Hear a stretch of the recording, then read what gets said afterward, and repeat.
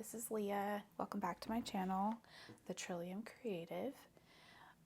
Today I wanted to do just a short session, and I've had some questions recently that got me thinking, how do you get started with junk journaling? Maybe you have a journal and you're just not sure where to start. Sometimes, especially if you have a junk journal or a journal of any kind that has a bunch of blank pages in it, it can be a little daunting, a little overwhelming. Like what do you start with? So one thing that I have found to be really easy and really quick to get started is to just do some clusters. So you can do this a couple different ways. You can see I have my scrap bins out. Have just a bunch of random leftovers from other projects, collaging, making whatever. I also have my stamped words and letters, and then also some stamped images. So we're just gonna have some fun and make some quick things.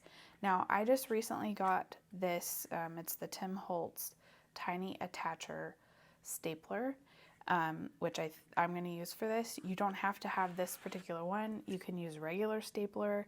I think there's also something called a mini stapler that you can probably get like on Amazon or whatever, or at the craft stores. You can also just use glue. I've seen plenty of people do that. So whatever you have is perfectly fine. Just use what you have. So I am kind of random when it comes to clusters because I think that's kind of the point of a cluster,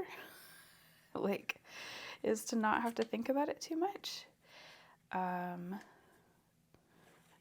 Now, what I'm going to be doing are probably just going to be bases, and you can make them however big or small you want.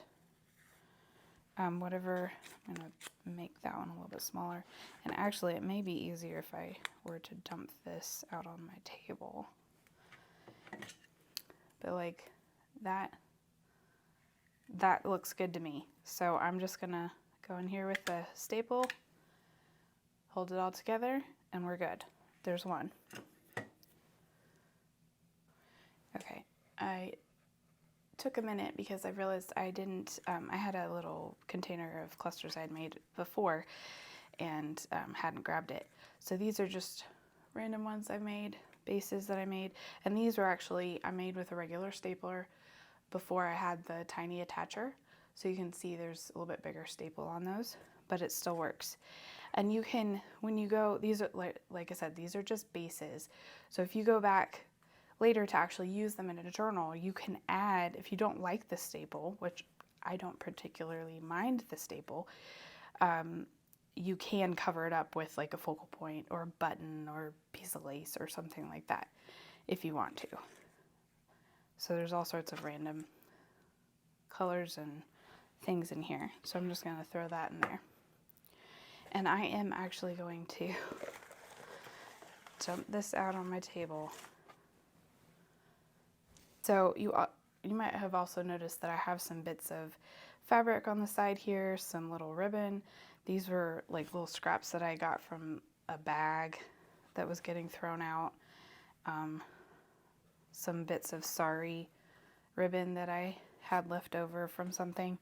So I may try to incorporate some of those as well.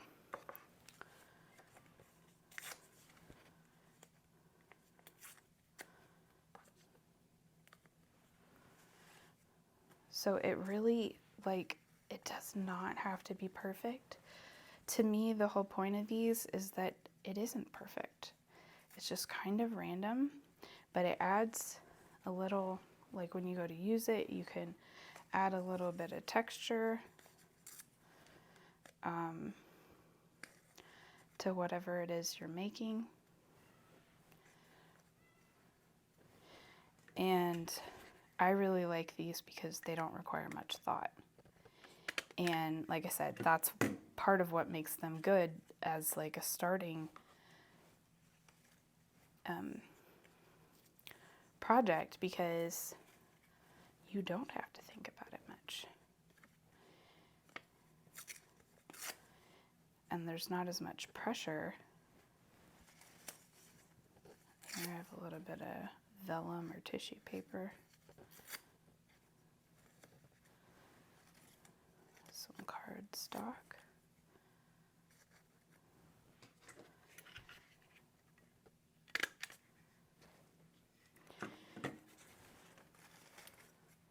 Some vellum with a little pattern on it.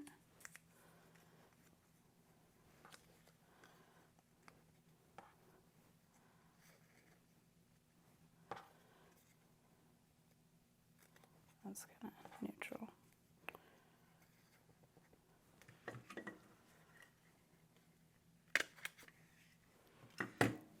Like I said, I kind of like the look of the staple. Kind of gives this, oh, I have some kind of, I don't know what they call that. It's almost like handmade paper, but it's like real fibrous. Almost feels like fabric.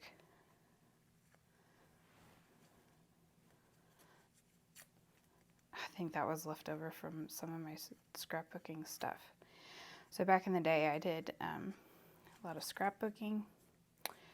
I, did the whole creative memories thing, if you remember that.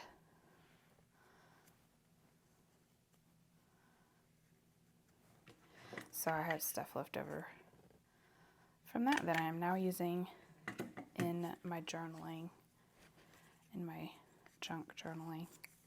I hesitate to call it junk journaling because it's not, in my mind, it's not traditional junk journaling. And I will probably have a video on that coming up, talking a little bit about what is a junk journal, because it seems like that term is used a lot for things that I would not necessarily think are a junk journal. There's a little bit of gold.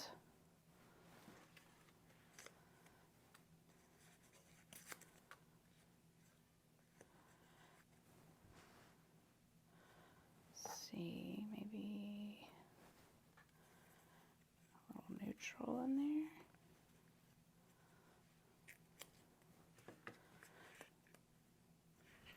So some of these scraps are ones I had painted on. Some are, like I said, cardstock. This is just a lot of really randomness in here.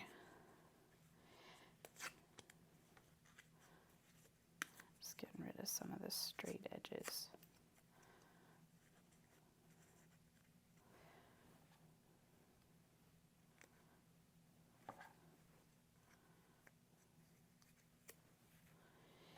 So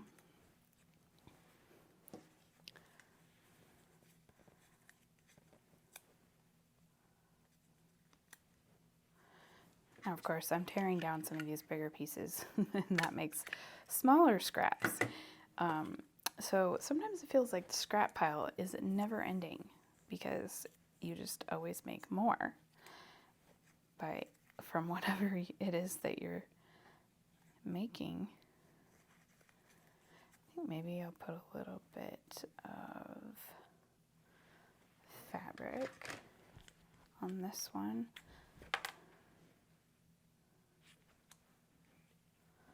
See if it will tear for me, because that's kind of fun. Gives like a rougher edge. So now you might be wondering, especially if you're new to this kind of thing, what do we use the clusters for once we made them? You can use them for all sorts of things. You can just use them for page decorations. A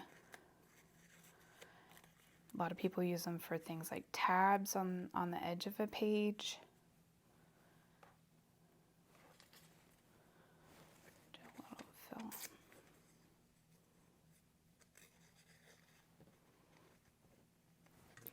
And they don't necessarily all have to be, right on top of each other. What is this? A bit of book page.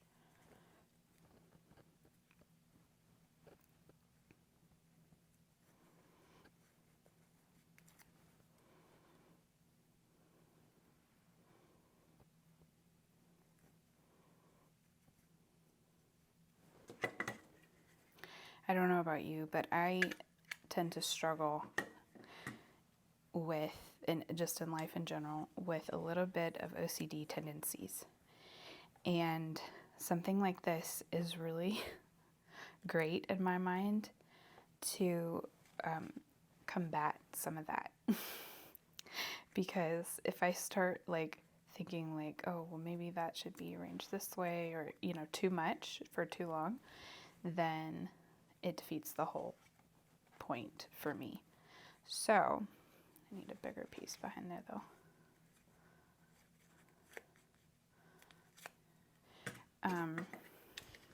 So if I feel myself starting to think that way for too long, then I'm like, just throw it together. Just staple it. Go ahead, because then, like I said, it's the purpose to me for these is that it should be quick, should be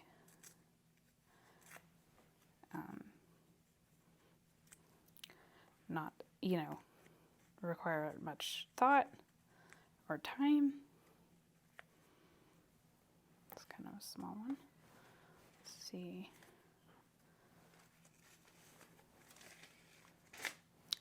If you hear noises in the background, I do work from home, or I should say I'm at home.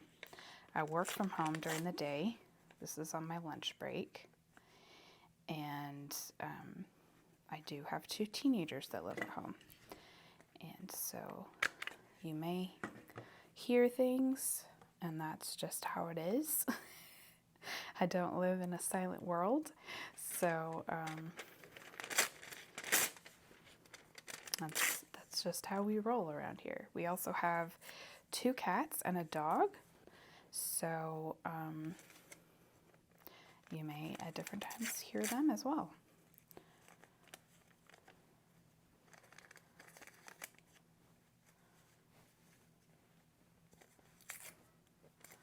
So I don't even know how many I've made already, but it feels like I've made several. Speaking of the cats and the dog, you can probably hear one of my cats right now. He's very vocal. And he doesn't like it when I'm in here, and I'm in our craft room, maker's lab, whatever you want to call it. And he doesn't like it if I'm in here without him. So that is why he is meowing at the door. I feel like all of those are the same color. Need some contrast in there.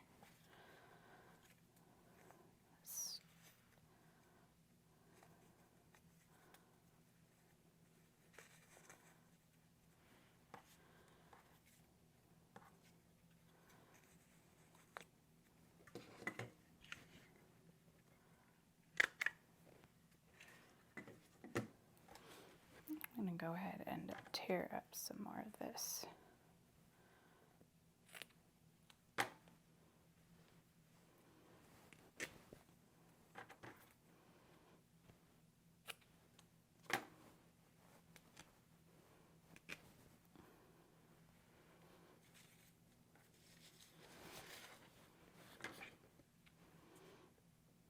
I don't use a ton of fabric in my journaling currently. However, I do really like the textural type of fabric. So like this type of stuff is it's not quite like canvas, but has a very thick weave and very tactile texture, I guess. And I don't mind strings, but those are a bit much.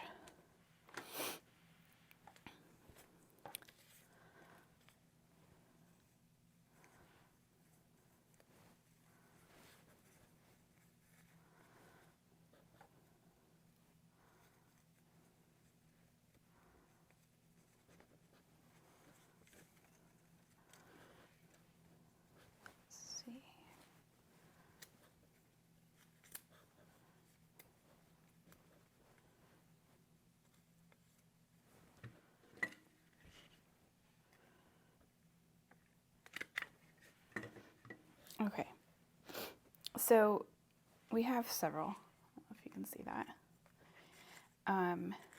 And I was just going to take a couple and show you some things that you could do with them. Okay, so I have a journal here that I've been working on that I haven't put the cover on yet because I wanted to do that last. But I've got a few things in here, a little bit of decoration, but not a whole lot. I wanted to show you how you can use some of those clusters that we just made. Now, you don't have to go and put them into your journal right away. I'm just going to show you some examples. So, like I said, you can use them as they are currently. I think they look cute that way. You can also add more things. So like if you have a particular theme or color scheme for a journal, and you're using these bases and you want to add more of a particular color so that it kind of is consistent throughout the journal, now would be the time when you go to decorate. That would be a great time to do that. You can also add inking. So that's probably something I would do, is just add some distress ink, use my dauber, do the edges or whatever. I don't know that there's a lot of ink on here right now, but just to kind of define it a little bit more. And then you can use it in a variety of ways. So you can use it like on the side of a page like that. Like I was saying, you can use it as like a tab almost, so it hangs off the edge a little bit. You can literally just put it on a page as a decoration if you want. That may not be a great example because it's got images on it already, but just to add flair to a corner if you want, or you could even use multiple, use a couple together and use them as tucks. You could cluster the clusters together and use them as a tuck that way. You could also, I've seen where people use them, along the side of a page to decorate the edge. Now these may not all be coordinating, but that's kind of an idea as well. And a lot of times they'll have them like hanging off that edge just a little bit, so there's a little bit of texture there. So those are some ideas. You can use them to decorate things like journal cards. Trying to think of anything else that I might be missing. Something like this where you have a flap. Again, you could use it as like a tab to kind of flip the side of the page out. I mean, they have a lot of uses, and they're just something small and easy and quick that, like I said, is a great way to get started if you're not sure where to go with your journal. Just get some bases started so you have something to play with. There's some other projects like that that I like to do some mask making, get some bases together, that I'll probably be sharing with you in future videos. But I just wanted to do a quick little one to show you that. And like I said, you don't have to have this particular stapler. You don't even have to have a stapler. You can use glue if you want to. It's really up to you. It's very versatile. And I mean, you can get more particular than I did on like which papers you're using and which colors and whatnot, if you want to. But for me, this is like kind of a relaxing thing to do. Shut my brain off a little, just mix things together, and then have something cute at the end. So yeah, anyway, I hope you guys are having fun with your papers and with your journaling, and that you're all doing well. I will see you in the next video. Thanks.